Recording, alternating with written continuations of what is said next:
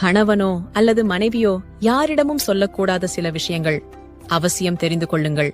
ஒரு உறவில் திருமணமானாலும் அல்லது இன்னும் காதலித்துக் கொண்டிருந்தாலும் சரி, நீங்கள் மற்றவரிடம் சொல்லக்கூடாத சில விஷயங்கள் உள்ளன. உங்கள் உறவில் வஞ்சகர் யார் என்று உங்களுக்கு தெரியாது. உங்களுக்குள் மட்டுமே வைத்திருக்க வேண்டிய முக்கிய சில ரகசியங்கள் உள்ளன. உங்கள் துணை எவ்வளவு பலவீனமானவர் என்று யாரிடமும் சொல்லாதீர்கள். யாராவது உங்களுக்கு அல்லது அவர்களுக்கு எதிராக இதை பயன்படுத்தலாம். உங்கள் துணையுடன் நீங்கள் எவ்வளவு சண்டையிடுகிறீர்கள் என்பதை பிறரிடம் சொல்லாதீர்கள். உங்களுக்குள் எவ்வளவு பிரச்சனைகள் இருந்தாலும் வெளியில் இருந்து பார்ப்பவர்களுக்கு நீங்கள் நல்ல ஜோடியாய் தெரிய வேண்டும். உங்கள் கணவர் செலவுக்கு எவ்வளவு பணம் தருவார் என்பதை உங்கள் நெருங்கிய நண்பரிடம் கூட சொல்லாதீர்கள். அவர்கள் கேட்டால், என் கணவர் நான் எதிர்பார்த்ததை விட அதிகமாக கொடுக்கிறார் என்று சொல்லுங்கள். உங்கள் மனைவி படுக்கையில் எவ்வளவு ஒத்துழைப்பவர் என்று நெருங்கிய நண்பர்களிடம் கூட சொல்லாதீர்கள். அது உங்களுக்கும் உங்கள் மனைவிக்கும் இடையே உள்ள ரகசியம்.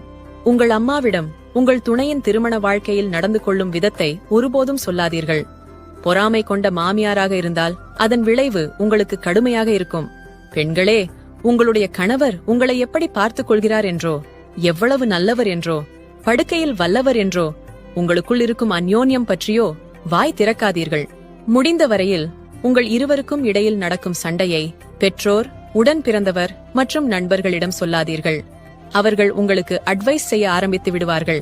இது உங்கள் இணையருக்கு பிடிக்காமல் போகலாம். குழந்தைகளிடம் அவர்களின் அப்பாவோ அம்மாவோ கெட்டவர் என்று சொல்லாதீர்கள். அது அவர்களுக்குள் வெறுப்பை வளர்க்கலாம். இதை பெரும்பாலான குடும்பங்களில் நான் பார்க்கிறேன். உங்கள் துணையின் கடந்த கால தவறுகளை யாரிடமும் சொல்லாதீர்கள். அது உங்கள் திருமணத்திற்கு மிக